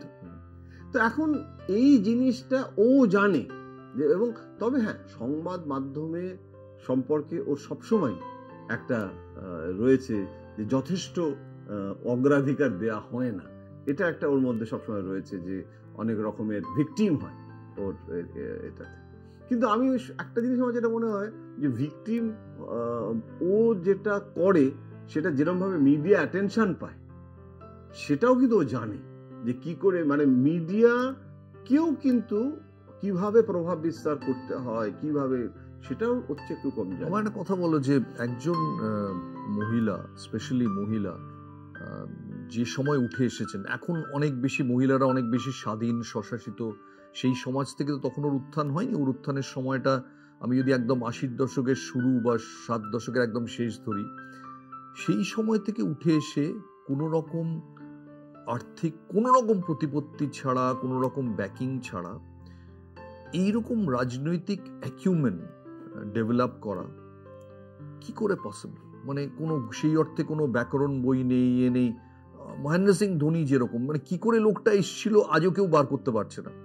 কিভাবে এই যে রাজনৈতিক বুদ্ধি, কৌশল, প্যাচ, এটা কিভাবে তুমি এটা ব্যাখ্যা? আমি 40 বছর ধরে দেখছি ওকে, আমার যেটা মনে হয়েছে যে ও যে একটা হ্যান্ডবুক অফ পলিটিক্স, তুমি যেটা বলছো, যেরকম ভাবে আজকাল এটা অনেক বেড়েছে এবং আজকাল ওকেও কিছুটা করতে হচ্ছে, যেরকম বিভিন্ন রকমের সার্ভে করা, মানুষের ওপিনিয়ন নেওয়া, যেটা পিকের যে গ্রুপ, আমাদের পিকে নিজে না থাকলেও তার সংস্থাটা আছে, এবং শুধু একটা সংস্থা, সবকিছু একটা প্রসেসের মাধ্যমে ডেভেলপ, এবং সেটা ওর থেকে অনেক বেশি করেন অভিষেক বন্দ্যোপাধ্যায়। তার কারণ অভিষেক এই প্রজন্মে অন্য স্কুল, সেখানে কিন্তু Mamata is not antagonistic to the research or idea, এটা মনে রাখ। কিন্তু মমতা বন্দ্যোপাধ্যায় স্কুলের পাঠ্যক্রম কি?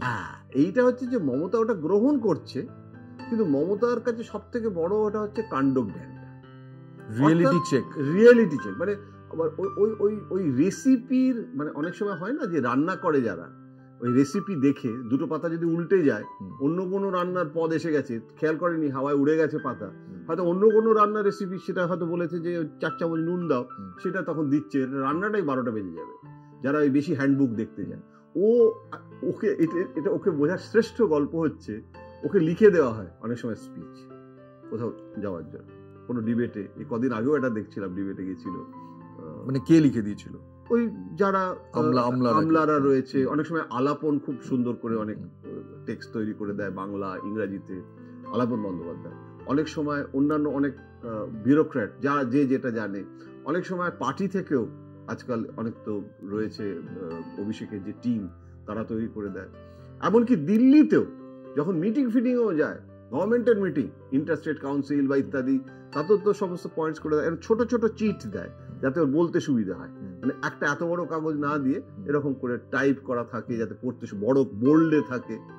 ও মা, ও গাড়িতে বসে, তার আগে দেখেনি, 11টায় মিটিং, 10:30টায় বেরোলো, এবার 10:30টায় বসে গাড়ি বলে, ওই দিন তো কি দিয়েছে বলে, এবারে কাগজটা দেখে পটপট পটপট করে পাতাগুলোর উপর দেখে নিয়ে ওটা ফেলে দিল। তাহলে ওটা রাখুন, ওটা যদি কাজে লাগবে আপনার, দেখে এবার পড়তেই ভালো লাগে না, আমি দেখে নিয়েছি, বুঝে গেছি কি আছে।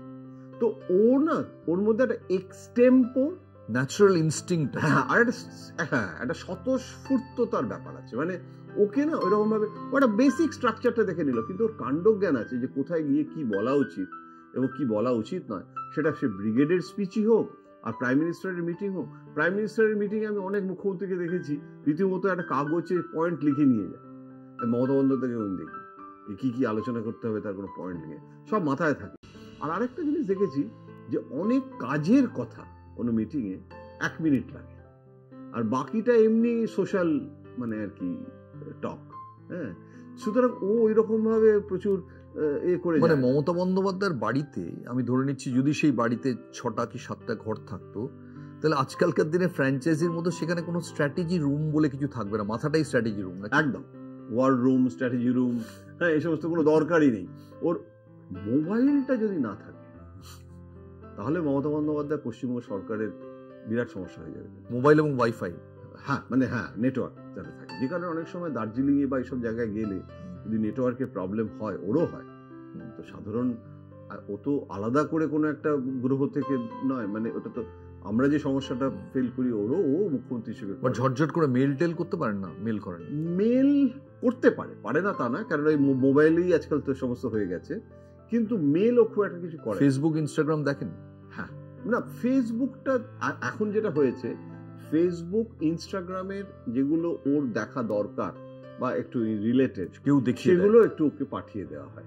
এই আজকাল এটা হয়েছে, আগে এটাও ছিল না। কিন্তু ওর না মজার ব্যাপার হচ্ছে যে ওর একটা ম্যানুয়াল সিস্টেম আছে, অর্থাৎ ওর সম্পর্ক, যেটা সেই দিল্লিতে আমার মমতার সীমাবদ্ধতা লিখেছিলাম, সেটার কি কোনো ছিল? ওয়ার রুম থেকে কোনো ফিডব্যাক পেয়েছিল? সেটা উপকারী বন্ধু সব সময় থাকে, এইটাই চালাচ্ছে মমতাকে। এটার অনেক সময় কিছু বিপদও হয়, কেননা অনেক সময় হয় কি কায়েমি স্বার্থ যদি আসে, সেটা ওকে ক্রস চেক করতে হয়। মানে রাজা কর্ণেন্দ্র পশ্চাতি হলে একটু বিপদ হতে পারে, কিন্তু ওর কাছে তো একটা ফিডব্যাক নয়, ওর বিচার করার আছে, ও 10 রকমের ফিডব্যাকটা পায়। মানে এখানে হচ্ছে কি, ও মাঝে মাঝে বিরক্তও হয় যে কাকে আমি ক্যান্ডিডেট করব, বুঝলেন, সেটা তো আমি ঠিক করব। আরে 4 দিক থেকে, সব জেলা থেকে, ওই জেলারই ক্যান্ডিডেট নয়, তার জন্য মতামতটা আমাকে দিদি দেখো, এই নামটা মনে হয় বেস্ট হবে।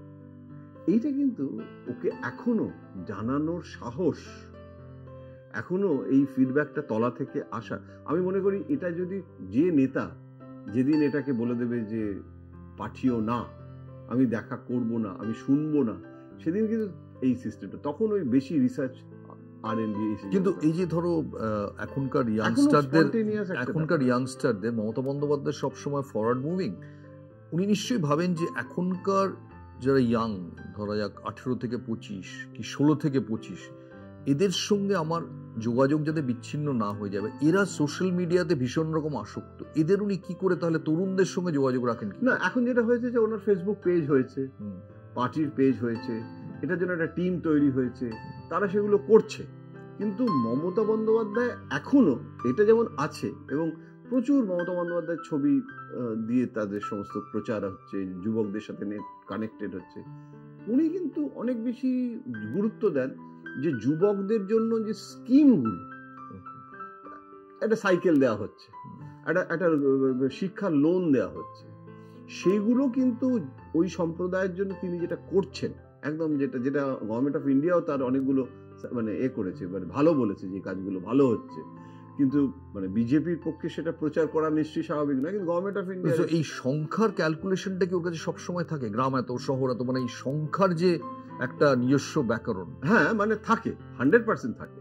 ও মুখস্থ বলে দেবে যে ওপর থেকে নিচ অব্দি যে শুধু 42টা না, ও বিধানসভার প্রত্যেকটা আসনের নাম, কে কোথায় প্রার্থী, কে কোথায় হেরেছিল, সেখানে কত পপুলেশন কিরম আছে, এমনকি মাইনরিটি, আমরা যে কথা বলি না যে 30% মুসলিম, 30% মুসলিম তো গোটা রাজ্যের বা 42টা আসনে 30% নেই, কোথাও 98%ও আছে, কোথাও 10%ও আছে, গড়ে 30%। ও কিন্তু ওই যে ব্রেকআপ গুলো যে কোথায় কতটা, সেটাও কিন্তু জানে। ওই 84 সাল থেকে রাজনীতি করতে করতে জেনেছে, কিন্তু এটা কিন্তু একটা ট্রায়াল অ্যান্ড এরার হয়েছে, জীবনে একবার হেরেওছে। সুতরাং ওর জীবনের অভিজ্ঞতা থেকে অনেক বেশি। আর এই যে প্রত্যেকবার কোনো না কোনো একটা অদ্ভুত করে চমক দেওয়া, যেবার প্রথম মিমি নুসরাত কেউ ভাবিনি, জানতোই না, আমরা কেউ জানতাম না, এন্টারটেনমেন্ট কভার করে মানে ভাবিনি, ইউসুফ পাঠান কেউ মানে কল্পনাও করেনি, হারুজিত পরের প্রশ্ন। আমি জাস্ট বলতে চাইছি যে এই যে হঠাৎ করে একটা মুভ দেওয়া দাওয়া বোর্ডে, যে কেউ বোঝার আগেই একটা মুভমেন্ট হয়ে যাচ্ছে, এই মাইন্ডটা কি সারাক্ষণ এই ওয়ার্ক করে এই স্পিডে?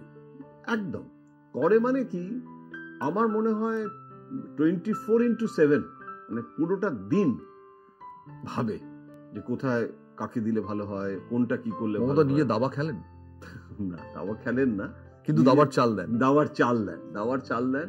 এবং যেটা করেন উনি, হয়তো ওই যে বাজনাটাকে কি বলে, ওই যে ক্যাসিও, ওই যে যন্ত্রটা হারমোনিয়ামের মতো না, সিনথেসাইজার বাজনাটা, হ্যাঁ।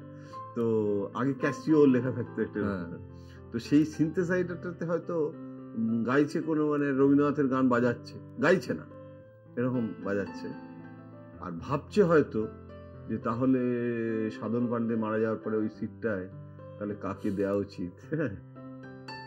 সারাক্ষণ মানে একবার একটা ঘটনা হয়েছিল, দার্জিলিংয়ে গেছিল, কাঞ্চনজঙ্ঘায় সূর্য উঠছে, সে দৃশ্যটা উপভোগ করা হচ্ছে কাঞ্চনজঙ্ঘায়, এবং সবাইকে চা ফা খাওয়ানো হচ্ছে। তো হাঁটে না, দার্জিলিং গিয়ে বিপুল হাঁটতে হয়, তোর সাথে এটা একটা বিরাট সমস্যাও হয় আমার, মানে সাংবাদিকদের ফিট থাকতে মানে না থাকলে মুশকিল হয়ে যায়, এবং জোর করে হাঁটা হবে, আমলাদেরও ফিট থাকতে হবে, ভালো।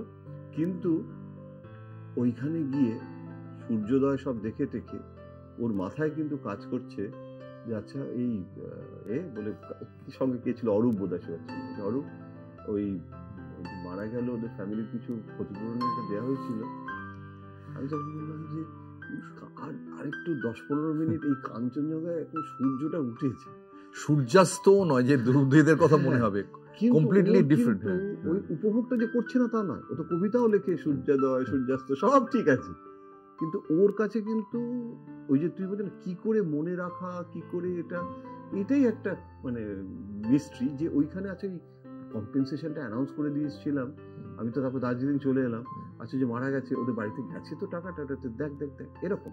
মানে আমি গাড়ি করে যাচ্ছি, গঙ্গাসাগর মেলা হয়ে গেছে, তখন কানন হচ্ছে মেয়র, মানে আমাদের শোভন চট্টোপাধ্যায়, সামনে দিদি বসে, আমি আর কারণ গাড়ির পেছনে, চকলেট দিল প্রথমে উঠেই, সমস্ত ওই ড্যাশবোর্ড থেকে জেমস আর ক্যাডবেরি সেসব হলো করে যেতে যেতে, এবার ওই বাবুঘাটের নেতাজি ইন্ডোরের ওখান দিয়ে গিয়ে গাড়িটা যাচ্ছে, কানন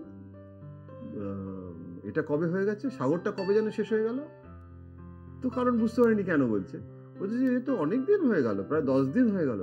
তো 10 দিন হয়ে গেল, এখনো গঙ্গাসাগরের এই ফেস্টুন আর এগুলো খুলিসনি কেন, কর্পোরেশন কি করছে? ও বুঝতে পারেনি যে ও বুঝে তো 10 আরো দেরি করছে, অনেকদিন হয়ে গেছে, বলছে অনেকদিন হয়ে গেছে, তাহলে এটা কি আমার কাজ এইগুলো খোলার? রেড রোড থেকে শুরু করে কি নোংরা হয়ে রয়েছে, ও তো হয়ে গেছে, গঙ্গাসাগর হয়ে গেছে, এবার এগুলো খোলো। তো তো তার মানেটা কি? তার মানেটা হচ্ছে যে ওর মধ্যে কিন্তু সারাক্ষণ এটার একটা মজা আছে, কিন্তু মানে দেখুন, অর্থাৎ স্ট্র্যাটেজি কিলবিল করছে সারাক্ষণ ধরে ভাবছে যে কি করলে কি হয়, এটাতে ব্রেন টায়ার্ড হয়ে যায় না? অর্থাৎ স্ট্র্যাটেজি কিলবিল করছে সারাক্ষণ ধরে ভাবছে যে কি করলে কি হয়, এটাতে ব্রেন টায়ার্ড হয়ে যায় না? টায়ার্ড হয়, এবং সেই টায়ার্ডনেস থেকে বেরোনোর জন্য ওর দু চারটে মানে গল্প করার কিছু লোক দরকার হয়, যাদের সাথে হয়তো গল্প করে, যাদের সাথে কথা বলে, ঝগড়াঝাটিও হয়, আবার এই তুই আমার খেতে দিলি না, আমি কখন এসেছি লতা, হ্যাঁ। কিন্তু এই যে একটা মধুর একটা যে সম্পর্ক, তারপরে ওই লতা এবং মানে অভিষেকের মায়ের কথা বলছি, ওরা দুজনে অনেক সময় গল্প করে, এই রিলেশনশিপ গুলো না বাইরে থেকে বোঝা যায়, এগুলো ওকে ডিস্ট্রেস করে অনেক জিনিস। ও ঈশ্বর বিশ্বাসী, এবং হিন্দুত্ব তো না হয় আজকের রাজনৈতিক বিষয়, মানে খুব ধর্ম বিশ্বাস। ধর্ম মানে কি, ও নিয়ম করে, ও যেভাবে আমরা তো এইটুকু দেখি, সাধারণ মানুষ দেখে যে দুর্গাপুজোর সময় চণ্ডীপাঠ করছে, কিন্তু ওর যেভাবে বললাম যে মা বগলাকে বিশ্বাস করে, বগলা মন্দির কালীঘাটেও আছে, এবং কাকে কি ধরনের মানে এত ভালো ওর সমস্ত রয়েছে, যে হলুদ ফুলটা মা বগলাকে দেওয়া দরকার, তার জন্য হলুদ ফুলটাই দিতে হবে, এবং নিয়মিত মানে গোড়া হিন্দু, গোড়া হিন্দু, সেটা কখনো দেখানোর প্রয়োজন হয়নি, কেননা এখানে তো সেই রাজনীতিটা আজকের দিন তার প্রাসঙ্গিকতাটা এসেছে। কিন্তু কেউ যদি বলে যে ও যথেষ্ট রিচুয়ালিস্টিক হিন্দু নয়, একেবারেই অসত্য, কেননা বাড়িতে মানে নানান ধরনের দেব দেবী, কিন্তু লিবারেল হিন্দু বোধহয়। এবং এই যে কালী পুজো যেটা হয়েছে, সেটা তো ওর ভাই নিজে হাতে করে একবার মাটির একটা ডালা নিয়ে মূর্তি বানিয়ে ফেলে না, কিন্তু একই সঙ্গে হয়তো লিবারেল লোক, মানে কলকাতায় কখনো মমতা বন্দ্যোপাধ্যায় মুখ্যমন্ত্রী থাকলে গরুর মাংস নিষিদ্ধ হবে না। হ্যাঁ, মানে খাওয়া দাওয়া কিংবা অন্য ধর্মের, খ্রিস্টান, তারপরে এই যে শিখদের নিয়ে তো ভবানীপুরে নিয়মিত যায় করে, এবং সেটা শুধু ভোট ক্যাচিং এর জন্য নয়, এবং ওদের সাথে মিশে যাও, ওরা কিন্তু খুব ভালোবাসে, এবং ওই যে হালুয়া খাওয়া বলেও যে খেতে ভাল লাগে ওখানে গেলে, তো ওর কালচারালি কিন্তু সকলের সাথে ওর একটা রয়েছে। আচ্ছা, আমরা জয়ন্ত প্রায় শেষ দিকে চলে এসেছি, আমি জাস্ট একটা গল্প করতে করতে অনেকটা আমরা চলে এলাম। আমি একটা বোঝার চেষ্টা করছি, আমরা যে কোনো সিচুয়েশনে যখন কোনো অধিনায়ক বা কোনো একটা ইন্ডাস্ট্রি লিডার, রাজনীতির লিডার, এন্টারটেনমেন্ট লিডার যখন কোনো সিদ্ধান্ত নেন এবং সেই সিদ্ধান্তটা সফল হয়, তখন আমরা বুঝতে চেষ্টা করি যে তার রেসিপিটা কি, কোন রসায়নে সিদ্ধান্তটা এলো। আমি একটা ইনসিডেন্টের কথা বলছি, যে 23শে জানুয়ারি নেতাজির 125তম জন্মদিন ভিক্টোরিয়া মেমোরিয়ালে আয়োজিত হচ্ছে, আমি ওটা দেখতে গেছিলাম। নরেন্দ্র মোদী প্রধানমন্ত্রী, তিনি সম্ভবত প্রধান অতিথি ছিলেন, মমতা বন্দ্যোপাধ্যায় ছিলেন। এবার মানে সেই সময় আমার মনে হচ্ছিল যে ভিক্টোরিয়া মেমোরিয়ালটা কার্যত একটা ক্রিকেট মাঠের চেহারা নিয়েছে, যেরকম একটা চিৎকার চেঁচামেচি, এবং স্পেশালি ইলেকশনের আগে সেই সময় বিজেপি চিৎকার এটি হচ্ছে, এবং আগে থেকেই হচ্ছিল, জয় শ্রীরাম সব এটি হচ্ছিল প্রধানমন্ত্রী। এবার মমতা বন্দ্যোপাধ্যায় যখন বক্তৃতা দিতে এলেন, তখন আমি খুব সামনের দিকে বসেছিলাম, প্রসেনজিৎ এখানে, ইন্দ্রাণী হালদার, এই সব একটা গ্রুপ, বিক্রম ঘোষ আমার পাশে, এবং আমি আবার বলছি যে যেন মনে হচ্ছে যে কলকাতা শহর বলে মনেই হচ্ছে না, প্রায় এরকম একটা ছবি, এবং মানে মনে হচ্ছে প্রায় এরা এক্ষুনি মাঠে নেমে পড়তে পারলে হয়, এরকম একটা জায়গায় মমতা এলেন, এসে জয় শ্রীরাম হলো। আমি ভাবছিলাম যে এই সিচুয়েশনে উনি কি করবেন, কারণ এটার জন্য তো উনি তৈরি ছিলেন না। মমতা বন্দ্যোপাধ্যায় বললেন যে আমি এর প্রতিবাদে বক্তৃতাই করব। আমার সামনে সব্যসাচী দত্ত বসেছিলেন, আমার সঙ্গে আলাপও নেই, তৃণমূলে তখন বিজেপিতে ছিলেন, এখন তৃণমূলে চলে এসছেন। সব্যসাচীর পাশে একজন সঙ্গীকে আমি নিজে শুনলাম, বললো সর্বনাশ হয়ে গেল, পুরো হেডলাইন নিয়ে চলে গেল। এই যে একটা স্প্লিট সেকেন্ডে এই যে সিদ্ধান্তটা, যে এখানে আমি, ওখানে ধরো অনেকে হলে হয়তো পুরোটা বলে প্রতিবাদ করতে অনেক কিছু হতো, জাস্ট বলবো না, একদম সাইলেন্ট থাকবো এটার প্রতিবাদে, এটাতে কিন্তু ইম্প্যাক্ট অনেক বেশি হলো।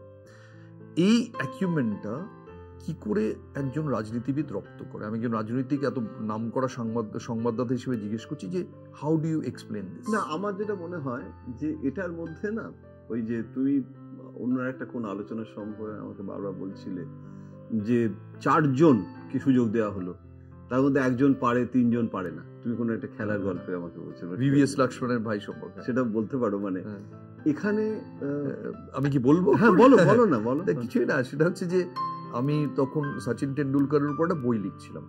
তো তখন প্লেনে ওই বইয়ের ইন্ডিগো ফ্লাইটে বইয়ের কাটাছেড়া করছিলাম। তো একজন ভদ্রলোক আমার পাশে ছিলেন, উনি আমায় বললেন, আমি just curious, what are you doing, please don't mind. I said, no, I won't mind, I'm just doing a book on Tendulkar, so I'm going to Bombay to just show him the final manuscript.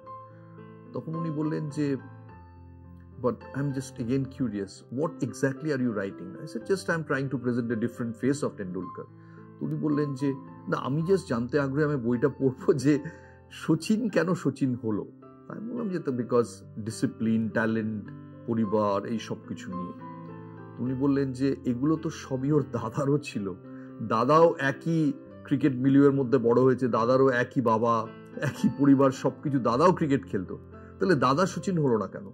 আমি বললাম যে হয়তো talent সেরকম ছিল না, কোনো দাদাও তো জুনিয়র লেভেলে ভালো ক্রিকেট খেলতো, হলো না কেন? কেন হলো না জানেন? বিকজ ও সচিনটাই হওয়ার ছিল। সচিন ওইটা শুধু ওই পরিবেশ আর ইয়ে বলে আপনি যা বলছেন সেটা নয় বলে উনি নিজের পরিচয়টা দিলেন। বললেন, আমি ভিভিএস লক্ষ্মণের মাসতুতো ভাই, আপন মাসতুতো ভাই, আমি একজন ইঞ্জিনিয়ার, আমরা তিনজন, আমি, আমার খুড়তুতো ভাই আর ভিভিএস, আমরা একই সঙ্গে ট্রেনিং করতাম, তিনজনই ভারতের হয়ে খেলার স্বপ্ন দেখতাম।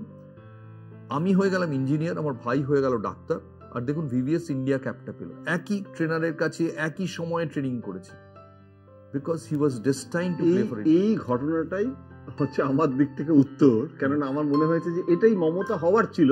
আমি একটা ছোট্ট অ্যাড করছি এটাতে, কদিন আগের কথা। তুমি যেরকম ওই ভিক্টোরিয়া মেমোরিয়ালের অনুষ্ঠানের কথা বললে, যেদিনকে নরেন্দ্র মোদী রাম মন্দিরে গিয়ে ওই বালক রামের প্রতিষ্ঠা করলেন, গোটা দেশ জুড়ে একটা ব্যাপার, মমতা সেটার কোনো বিরোধিতাও করেননি, আবার কোনো একটা বিরাট করে একটা হইচই করেননি। সেদিন ওই পার্ক সার্কাস পর্যন্ত সর্বধর্ম সমন্বয়ের একটা সাম্প্রদায়িক সম্প্রীতির মিছিল করলেন, এবং সবাইকে নিয়ে, এবং সেটা কিন্তু আগে থাকতে প্ল্যান করা নয়, ওটা হঠাৎ ওই সকালবেলা থেকে টিভিতে রাম রাম রাম দেখতে দেখতে ওনার মনে হলো যে উইদাউট কাউন্টারিং রাম, আমরা এখানে একটা সামথিং নিউ করি, যেটা কমিউনাল হারমোনি, মানে আমি শুধু রাম না, রাম প্লাস আল্লাহ, রাম প্লাস যিশু প্লাস আল্লাহ করে দিল এটা।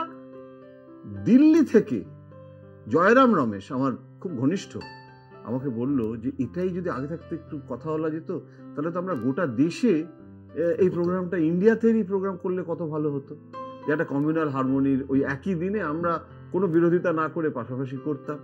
তো সেটা মমতা মাথা থেকে এসছে না, এটা তো রাহুল গান্ধীর মাথা থেকেও আসেনি, আর কারো মাথা থেকে আসে। এটা হচ্ছে অফ স্টাম্পের বাইরের বল না খেলে স্টেটমেন্টটা।